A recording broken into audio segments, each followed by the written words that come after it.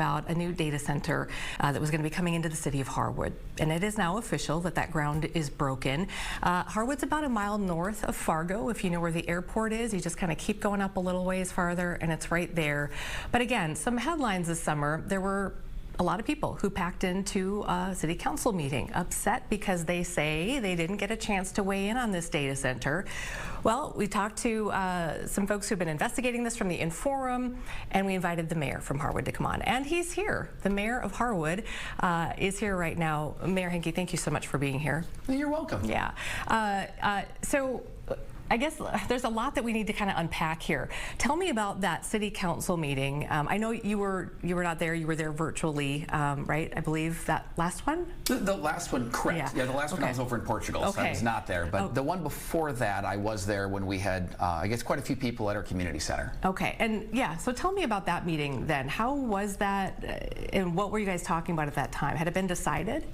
No, we were taking a vote on whether or not we were going to change the zoning of that land from agricultural to industrial. And in order to do that, you have to have a public meeting. And so we did have a public meeting, and anybody who wanted to talk about the issue, talk about the rezoning, was allowed to have an opportunity not only at that forum, but also at the end of our city council meetings. We also have an open forum to the public, and the public was also able to express their concerns, if any, at that time as well. Okay, so when did the idea first kind of come to the table, and then were there opportunities along the way for people to weigh in on whether or not they actually wanted it to come? So the first kind of started to come in the middle of July is kind of when I first found out about it. And because the company that we're talking about, Applied Digital, that's the company that's building the data center, because they're a publicly traded company, they're subject to SEC violations. And so I did have to sign a non-disclosure agreement. And so I was not allowed to talk about it until it was announced publicly. Okay. And so Applied Digital also had an open forum at our city hall. So anyone who had any kind of concerns or questions at all was allowed to, and that meeting went for as long as people wanted to talk about it and discuss it. And so there's been that public forum that Applied Digital held. There's been a city council meeting with opportunity for the public to weigh their input, and also a special meeting that was held a couple of weeks ago. Again, same. The public was able to express their comments and concerns or their support, which we've had a lot of. Okay, and so then when was the decision made that yes, we're going to move forward? At what point? So we finalized the rezoning a few weeks ago. There had to be 2 votes on that and 2 public hearings, and we finalized that a few weeks ago to rezone the property to industrial. Okay. And I keep asking about the feedback piece of this because I think that is one of the things that we've heard in the investigation that the forum did. Was the turnout there for that open forum at City Hall? Like, did you see people kind of coming out and participating? It was, and quite frankly, the vast majority of the people that are not in support of this are not from Harwood. This is interesting. They're tell from me more about Fargo. They're from Morehead State or MSUM. They're from Concordia. They're from NDSU. The vast majority of Harwood residents, I mean, the vast majority, are in favor of this project. And that is a really interesting point here. So what specifically are the concerns that you're hearing, whether it be from residents, or I don't know if you can even decipher at this point the concerns of the actual residents living there? Not that somebody else's won't matter, but clearly the residents is where it matters. And a couple of things. This isn't the first data center like this in North Dakota. There's one in Ellendale, there's one in Williston, there's one in Jamestown. So I don't know why this one is headline news, but apparently it is. And so the concerns primarily are water usage. Okay. Not a concern. Applied Digital uses a closed loop system. That big, huge building will use less water than an average household, an average family household. So the water's not a concern. The next concern would be power rates going up. The CEO of Cass County Electric has come out and said rates are not going to go up. And Applied Digital has agreed to expand the infrastructure as needed at their cost. So if that happens, rates might even go down for our residents. So that's not a concern. And sorry, one quick follow-up on the electricity. So are they generating their own power, or where are they getting the electricity? From Cass County Electric. Cass County Electric. Yes. Okay, so it does sort of intersect with the entity that would be giving electricity to the residents there. Correct. Okay, because some of these data centers have their own infrastructure where Sure. they don't want to do that. Okay, sorry, go ahead. Yep. No, and then the last thing is the noise, and the building is going to be a big concrete building, and everything that would create noise is inside that concrete structure. And it is still, over a mile away from town, and it's to the southeast of town. And so the only thing that we would be, I guess, concerned of are blowers, like an air conditioning blower, and that would be on the roof of that building. So could there be some noise from the blower? Maybe, but we have the interstate that rolls through town. We have a county road. We have a highway that rolls through town. We have grain dryers in town. We have a train that goes by. So as far as I'm concerned, a blower is the least of our concerns for noise. Okay. Did I read too that if it does become a problem, that they would foot the bill for walls and? That's exactly right. Because I did speak with their CEO, and they've been, from my perspective, they've been great to work with. And they said, yes, if this is built and from these blowers that create noise, we will pay to put up a wall or any kind of structure that would, divert or deflect that noise. Do you know why they chose Harwood? I do. They need areas that have ample power supply, which we do.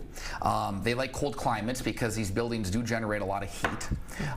And so those, I think, to me, are the main two factors. They also like to work with small communities. That's why their other facilities are, to my knowledge, in smaller communities like Ellendale, North Dakota, right? And so, they really, at least in my dealings with them, they view themselves as kind of a partner in the community. How can we help your community? What can we do to help improve, different things? I know in Ellendale they put a pickleball court. They've offered to put one up in Harwood. I don't know that our residents want one, but they're willing to work with the communities and to I guess, be a benefit to us as well as not just a negative. And I don't view anything about this project really as a negative. I know there's going to be some hiccups along the way. Yeah, I was going to ask you, nothing really is all upside, right? So what would be some things that would potentially concern you or do concern you? Well, the construction phase, I think, will be the most difficult part. I know they're going to have 800-ish construction workers in and out, and tradesmen in and out when that facility gets going. That is a lot of traffic. I will say, though, that we have, according to MetroCog, which monitors traffic, we have anywhere between 1,000 and 2,000 vehicles going through town anyways. So we have worked with Cass County to work on adding turn lanes, like construction turn lanes, to avoid or divert traffic around town. But that would be a concern, is the increased traffic, but I think we've got that handled. And the potential, I'm not going to say there's not going to be any noise from the construction. I mean, there's going to be maybe some issues with that as well. But that's all I really see right now, and I guess we'll tackle it as we go. Yeah. Talk about the benefits, because clearly, you're behind this. I don't know if there was any dissent amongst the city council members at all. No. So there must be a pretty big upside here for Harwood. There is. So just so it's clear, Planning and Zoning unanimously recommended rezoning the property. City Council unanimously voted for this project as well as rezoning.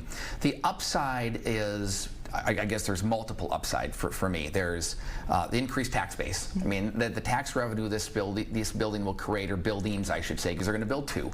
I mean, that's going to do tremendous things for our community. I mean, we're a small little community in a small tax base. We've kicked the can down the road on projects that really need to be done, and we said, okay, how long can we stretch these things out? When do we? And we kind of had a 10-year project for our roads and our sewer, and this is going to hopefully help us tackle those projects faster. It also help us with a growth plan as the FM diversion goes through, and I don't know if you're familiar with what that is, but as the diversion goes through, we expect Harwood to grow rapidly, and so we would like to get ahead of that and have kind of a growth plan, and this money can be used also for our growth plan as well, to make sure that we don't get consumed by rapid overgrowth, kind of like Horace, North Dakota experienced. And so that's kind of how we, at least financially, can benefit from it. These buildings also are going to provide about 200 jobs. And so that'll be a benefit. What's the population in Harwood? We're somewhere under 900. Okay. Don't know the exact number, but we're somewhere south of 900. Okay. So the growth with jobs will be wonderful as well. And those are the main things I see as upsides. Yeah. How does Fargo feel about this? I thought I read something about Fargo saying it was going to annex the area, or talk me through what's going on there. Yeah, Amy, I don't know how long you got, but I could talk about that for a long time. Fargo did, under our nose, annex our property. So this building's in what we call our ET zone, or extraterritorial zone, and that is Harwood property.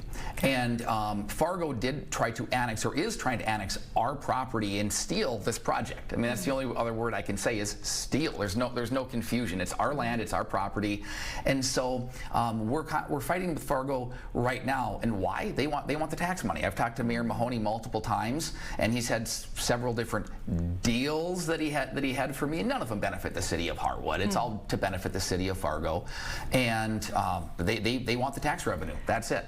And I think what's really important, I think that I want to get out there, is this project is going to get built. Okay, whether it's in Harwood, whether it's in Fargo, or Applied Digital has a site 3 miles to the west of our current location. So it's not, okay, is it going to get built or not? It's going to get built. It's just a matter of where. Okay. And if we have to deal with the potential negative implications with traffic and different things within the city, we want the tax money. I mean, that's really the reality of it, because if Fargo gets their way and either annexes our land, it gets built in the same location, or Fargo's ET zone is just across the section line, not even, I mean, like right, essentially would be just one section line over from where they're currently planning to build it, or 3 miles to the west of our city. So we might as well get the benefit of having it right in our backyard. Where does Applied Digital want it? They want it in Harwood. They do, and you don't think they're going to waiver? Even what if Fargo can offer them more, better? Fargo has not. Okay. And so I've had meetings with the Fargo representative as well as Applied Digital, and so I'm not worried about that. Applied Digital is standing behind us. Harwood wants it in Harwood, obviously. Applied Digital wants it in Harwood. The landowners want it in Harwood. Everybody who's kind of a player in this wants it within the city of Harwood, and Fargo's trying to swoop in from and steal it from underneath us. So where are we in that process? I mean, is there anything that you can do to stop them, or how will this play out?